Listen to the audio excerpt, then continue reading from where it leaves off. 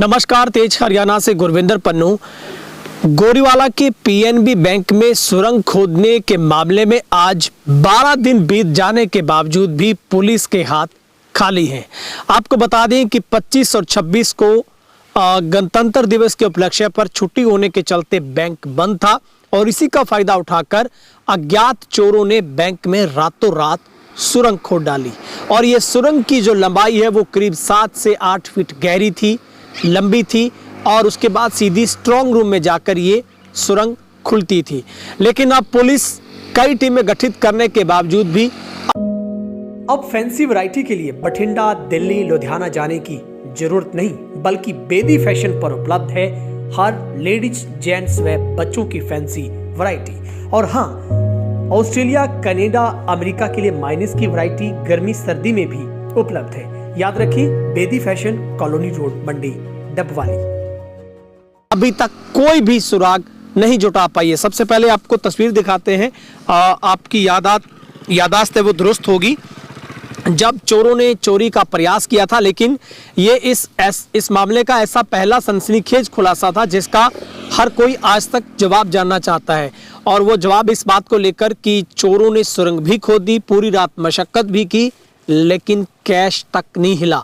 सिर्फ जो एक अज्ञात शख्स टोपी पहने, शॉल ओढ़े, एक हाथ में टॉर्च लेकर कई मिनटों तक बैंक में जो फाइलें हैं वो खंगालता रहा, मानो वो कोई स्टडी कर रहा हो। लेकिन बैंक ने भी इस बात का पुष्टिकरण किया, इस बात का खुलासा किया कि उनका कोई डॉक्यूमेंट नहीं हिलाया गया, चोरी नहीं हुआ, ना ही उनका कोई कैश चोरी हुआ। इस मामले में जब हमने डबवाली से पुलिस अधीक्षक IPS सिद्धांत जैन से इस बात को लेकर अपडेट मांगा तो उन्होंने कहा कि अभी तक पुलिस की 3 टीमें इस पूरे मामले पर काम कर रही है और पुलिस इस इलाके में ताज़ा ही हुई इस तरीके की घटना की अगर कहीं पुनरावृत्ति है तो उन चोरों को अपने एंगल पर लेकर इस मामले को आगे बढ़ा रही। मगर सबसे हैरानी वाली बात है कि आखिर लोग इसको अपने अपने तरीके से देख रहे हैं कि आखिर ऐसा कौन व्यक्ति होगा जो पूरी रात माथापच्ची करेगा, इतनी लंबी सुरंग खोदेगा, फिर वो अंदर जाएगा और सिर्फ टॉर्च लेकर फाइलें खंगालता रहेगा। एक नहीं बल्कि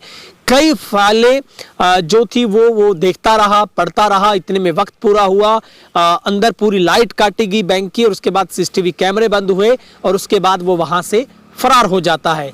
अब तक पुलिस का पूरा तंत्र इस पूरे मामले में अभी तक कोई सुराग नहीं जुटा पाया है।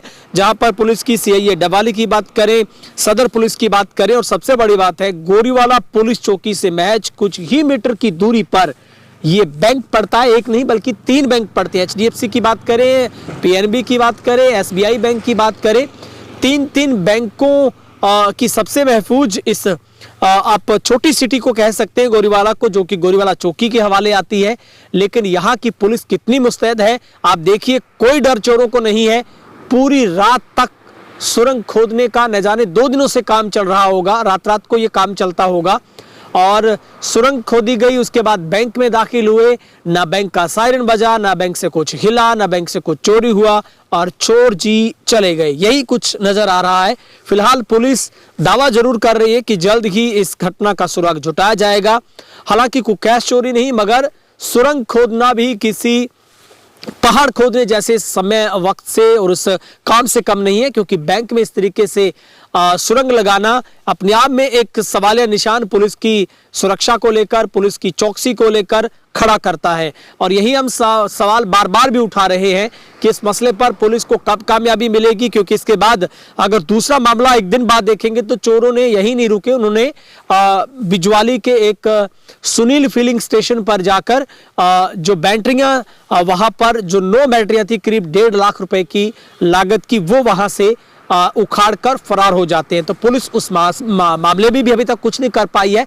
तो गोरीवाला पुलिस अब दोनों मैटरों पर कितना कामयाबी के नजदीक पहुंचेगी ये तो आने वाला वक्त बताएगा। फिलहाल हाथ खाली पुलिस के, और सबसे बड़ी जिम्मेवारी गोरीवाला पुलिस की बनती है कि इस इलाके में पेट्रोलिंग की जाए, लोगों को सुरक्षा प्रदान की जाए, लेकिन चोरियों का सिलसिला थमने का नाम नहीं ले रहा है। इस मामले पर IPS सिद्धांत जैन ने कड़ा रुख अख्तियार किया है। उन्होंने इस मामले की पैरवी करते हुए आदेश दिए हैं कि इस मामले में पुलिस गहनता से जांच करे, अपने अपने तरीके से अपने पूरे सिस्टम को काम में लेते हुए अपने सूत्रों का सहारा ले और पुलिस इस मामले में गहनता से जांच पड़ताल करे। उस इलाके के लोगों में इस बात को लेकर रोष है क्योंकि सुरंग खोदने के मामले में पुलिस को अब तक कोई भी इस मामले में पूरा सुराग नहीं मिल पाया। सबसे बड़ी बात है कि पुलिस इसमें डंप उठाने की का भी प्रयास करेगी, उन लोगों की जांच पड़ताल होगी।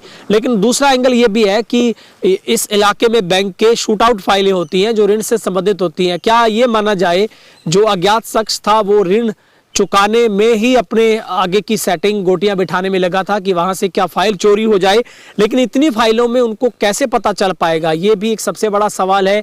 और जिस तरीके से पिछले खेतों के रास्ते से सुरंग खोदकर सीधे बैंक के कलमेरा से आगे आकर खुलती थी, तो ये एक सेंटामेंट, एक इस तरीके की मैपिंग, रूट मैप तैयार किया गया, वो कभी भी बैंक के अंदर आए बिना नहीं अख्तियार हो सकता। तो ये सबसे बड़े सवाल है, क्या चोर पहले से रैकी कर रहे थे, क्या उनके निशाने पर पहले से ये सारे का सारा काम था। फिलहाल इस मामले में पुलिस गहनता से जांच कर रही है और दावा पुलिस का है कि जल्द से जल्द इस मामले को सुलझाया जाएगा। वहीं पर पेट्रोल पंप से भी रात को बैटरी चोरी करने वाले चोरों का भी पुलिस सुराग जुटाएगी। आईपी सिद्धांत जैन तेज हरियाणा के सवाल पर क्या कुछ बता रहे हैं वो आपको सुनवाते हैं। पीएनबी बैंक में सुरंग खोदने का मामला था, उसमें कोई इनपुट मिल पाया सर, कहाँ तक कामयाबी मिल पाई है? तो बेसिकली उसमें जो व्यक्ति है उसने अंदर कोई भी डॉक्यूमेंट या कोई भी कैश वगैरह की थेफ्ट तो नहीं हुई है। जो प्रारंभिक वीडियो में देखने में पता चला है कि वो व्यक्ति कोई रजिस्टर खोल के पढ़ने का प्रयास कर रहा है और फिर वो पढ़ के वापस से चले जाते हैं और उसने कुछ शॉल नुमा कपड़ा कुछ ओढ़ा हुआ है। तो हमने जो भी आसपास की पुलिस में कर्मचारी हैं दूसरे राज्यों के भी और सभी से इसके बारे में इंफॉर्मेशन मांगी है। तो इसके संबंध में जो भी और पहले भी कुछ ऐसी घटनाएं मुझे बताया गया था कि 21 या 20 के आसपास ऐसी कोई घटना हुई थी, तो उसमें भी जो आरोपी है उनको भी हमने एक बार चेक किया है। तो इसमें जैसे भी कोई प्रगति होती है आपको बताया जाएगा। उसमें सर कितनी टीमें लगी हुई है? 3 टीमें उस पर काम कर रही हैं और इस संबंध में लगातार हम बैंक कर्मचारियों की भी मीटिंग पहले भी लेते रहे हैं और इस संबंध में भी जो ये पीएनबी बैंक के कर्मचारी थे इनको नोटिस भी दिया गया है और जो आरबीआई वगैरह है उनसे कम्युनिकेशन भी किया गया है कि नोटिस देने के बाद में भी अगर इस तरह की घटना हुई है तो जवाबदेही तय होनी चाहिए।